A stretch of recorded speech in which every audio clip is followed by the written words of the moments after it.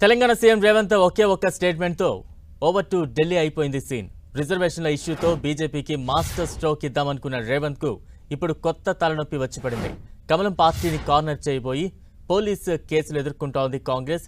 ఏకంగా ఢిల్లీ పోలీసులు వచ్చి పీసీసీ చీఫ్ హోదాలో సీఎం రేవంత్ తో పాటు కాంగ్రెస్ సోషల్ మీడియా ఇన్ఛార్జ్ కు నోటీసులు ఇవ్వడం హాట్ టాపిక్ అయింది. రిజర్వేషన్లపై కేంద్ర హోంమంత్రి అమిత్ షా చేసిన వ్యాఖ్యలను వక్రీకరించారని, ఫేక్ వీడియోను సోషల్ మీడియాలో వైరల్ చేశారన్న ఆరోపణలతో సీఎం రేవంత్ రెడ్డితో పాటు మరో 4 కాంగ్రెస్ నేతలకు ఢిల్లీ పోలీసులు నోటీసులు అందజేశారు. మే 1న ఉదయం 10:30కు ఢిల్లీ ద్వారకా సెక్టార్లోని పోలీసు ప్రత్యేక విభాగంలో విచారణకు హాజరు కావాలని తెలిపారు.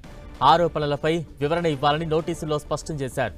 రాష్ట్ర కాంగ్రెస్ సోషల్ మీడియా విభాగం chairman Manne Satish, coordinator Naveen, PCC కార్యదర్శి శివకుమార్, అధికార ప్రతినిధి ఆస్మా తస్లీంలకు ఢిల్లీ పోలీసు ప్రత్యేక విభాగం ఈ నోటీసులు జారీ చేసింది.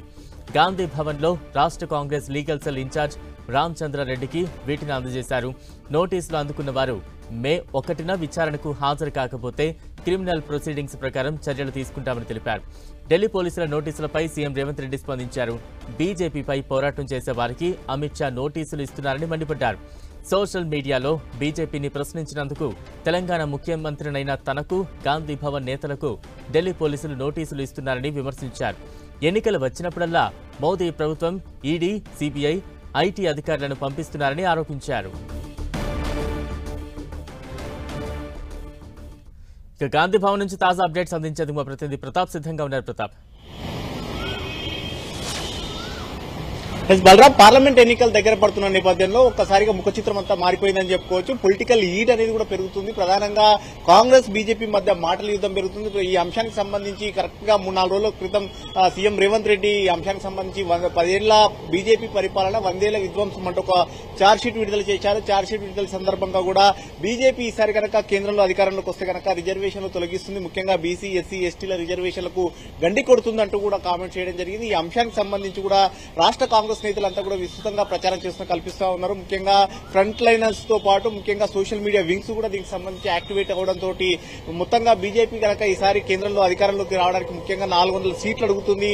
త్రూ థర్డ్ మెజార్టీ వచ్చినట్లయితే కనుక ఖచ్చితంగా రిజర్వేషన్లు తొలగిస్తుందంటూ కూడా కామెంట్ చేయడం జరిగింది. ఈ అంశానికి సంబంధించి కూడా ఒక ఫేక్ వీడియో కూడా క్రియేట్ చేశారంటూ కూడా ఒక సర్క్యులేట్ అవుతుంది. ముఖ్యంగా అమిత్ షా జహీరాబాద్ వచ్చిన సందర్భంగా మాట్లాడిన అంశం ఏదైతే ఉందో, ముస్లింలకు రాష్ట్రం తెలంగాణలో ముస్లింలకు అమలవుతున్న రిజర్వేషన్ 3% రిజర్వేషన్ ఉందో, 3-4% రిజర్వేషన్ సంబంధించిన వాటిని తొలగించి బీసీలకు ఇస్తామంటూ చేసిన కామెంట్స్ దానికి సంబంధించి కూడా ఒక వీడియో అయితే క్రియేట్ చేయడం జరిగింది. ముఖ్యంగా బీసీ, ఎస్సీ, ఎస్టీల రిజర్వేషన్ తొలగిస్తున్నారంటూ కూడా ఒక వీడియో సర్క్యులేట్ అయింది. ఆ వీడియోకి సంబంధించి కూడా తెలంగాణ కాంగ్రెస్ నుంచి అధికారిక ఖాతాలో షేర్ చేయబడింది. ఈ షేర్ తో తెలంగాణ కాంగ్రెస్ తో పాటు కొంతమంది ముఖ్యమైన నేతలంతా కూడా దీని వీడియోను షేర్ చేయడంతో ఢిల్లీ పోలీసులు చాలా రియాక్ట్ అయ్యారని చెప్పుకోవచ్చు. బీజేపీ చేసిన ఫిర్యాదు మేరకు కూడా ఢిల్లీ పోలీసులు ఈ అంశానికి సంబంధించి సీరియస్ గా తీసుకున్నారు. ముఖ్యంగా ఈ అంశం రిజర్వేషన్ అంశం చాలా సీరియస్ గా కావడంతో కాంగ్రెస్, బీజేపీ అయితే చాలా సీరియస్ గా తీసుకుందని చెప్పుకోవచ్చు. ఎన్నికల ముందు ఈ అంశం అలజడి రేపుతుందనేది ఒక అంచనాకు వచ్చిన పరిస్థితి కనబడతా ఉంది. ముఖ్యంగా రాష్ట్రానికి వచ్చిన, హైదరాబాద్ కు వచ్చిన సందర్భంగా కూడా ఆర్ఎస్ఎస్ చీఫ్ కూడా ఈ అంశానికి సంబంధించి మాట్లాడుతూ తాము రిజర్వేషన్ కు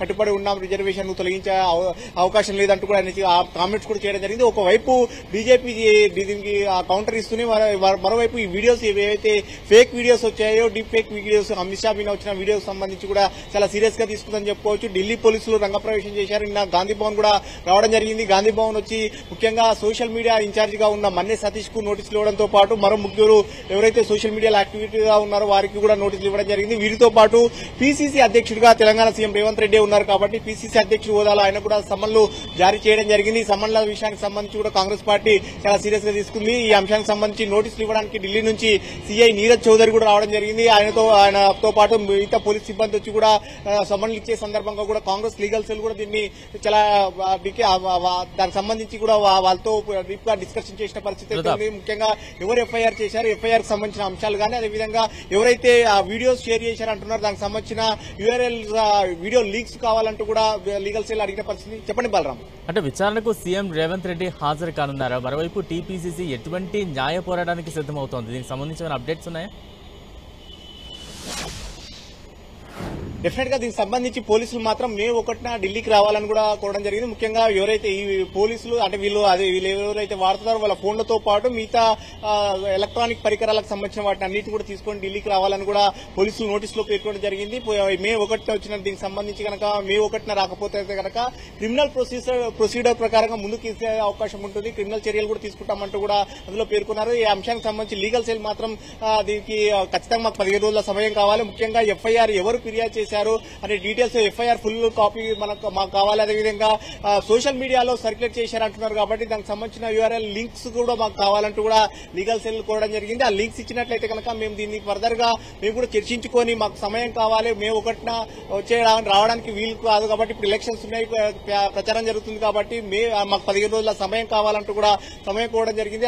దీనికి సంబంధించి ఢిల్లీ పోలీసుల నుంచి ఎలాంటి రియాక్షన్ అయితే రావడం వాళ్ళు మాత్రం 1న మాత్రమే రావాలంటూ నోటీసులు ఇచ్చి వెళ్లారు కాబట్టి లీగల్ సెల్ కోరిన సమయానికి సంబంధించి ఎలాంటి రెస్పాండ్ అయితే కాలేదు. ప్రస్తుతం అయితే దీన్ని చూడాలి. వీళ్ళు ఒకవైపు ఢిల్లీ పోలీసులు మాత్రం మే 1న రావాలని కోరుతున్న నేపథ్యంలో కాంగ్రెస్ పార్టీ మాత్రం ఖచ్చితంగా 15 రోజుల సమయం కావాలి. దీనికి ముందుగానే తమకు ఎఫ్ఐఆర్ కాపీతో పాటు ఆ వీడియోస్ ఎవరైతే సర్క్యులేట్ చేశారంటున్నారో ఆ వీడియోకి సంబంధించిన లింక్స్ కూడా తమకు కావాలంటూ కూడా డిమాండ్ చేసిన పరిస్థితి ఉంది. కాబట్టి దీనికి సంబంధించి ఈ అంశానికి సంబంధించి పూర్తిగా ఎన్నికల ఎజెండాగా మారింది, ఎన్నికల ముందు కాబట్టి ఈ అంశం చాలా సున్నితమైన అంశం కావడంతో బీజేపీ కాంగ్రెస్ ల మధ్య మాటల యుద్దం అయితే జరుగుతుందని చెప్పుకోవచ్చు. మరోవైపు కాంగ్రెస్ పార్టీ మాత్రం దీన్ని విస్తృతంగా జనంలోకి తీసుకెళ్లే ప్రయత్నం చేస్తుంది. కాంగ్రెస్ పార్టీకి సంబంధించిన అనుబంధ సంఘాలు గానీ అనుబంధ వింగ్స్ గానీ నిన్న అంతా మొత్తం కూడా దీనికి సంబంధించి రిజర్వేషన్ అంశాన్ని జనంలోకి విస్తృతంగా తీసుకెళ్లే ప్రయత్నం చేస్తున్నారు. ఈ అంశాన్ని బీజేపీ కూడా మరోవైపు సీరియస్ గా తీసుకుంటుంది. ఇది విస్తృతంగా జనంలో చర్చ జరిగినట్లయితే శాంతి భద్రతల విఘాతం కలుగుతుంది, ఇలాంటి ఫేక్ వీడియోలు మనం సీరియస్ గా తీసుకుంటామంటూ కూడా బీజేపీ చెప్తున్న పరిస్థితి ఉంది. ఇప్పటికే బీజేపీ రాష్ట్ర శాఖ అధ్యక్షుడిగా కేంద్ర మంత్రి కిషన్ రెడ్డి కూడా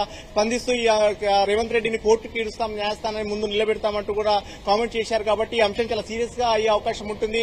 ఈ అంశం ఎన్నికల ముందు సరిగ్గా మే 13కు ఇక్కడ పోలింగ్ ఉంటుంది కాబట్టి ఇంకొక 10-12 రోజులు మాత్రమే సమయం ఉంటుంది ఎన్నికల ప్రచారానికి. కాబట్టి ఇది మాటల యుద్దం జరుగుతుంది. ఒకవైపు సీఎం రేవంత్ రెడ్డితో పాటు కాంగ్రెస్ సంబంధించిన మంత్రులు కానీ మిగతా నేతలంతా కూడా ఈ రిజర్వేషన్ అంశాన్ని ఎజెండాగా తీసుకొని ముందుకెళ్తున్న నేపథ్యంలో మరోవైపు బీజేపీ కూడా సీరియస్ గా తీసుకోవడంతో ఒక పొలిటికల్ ఎజెండాగా మారిందని చెప్పొచ్చు. Balaram. Right, thank you Pratap.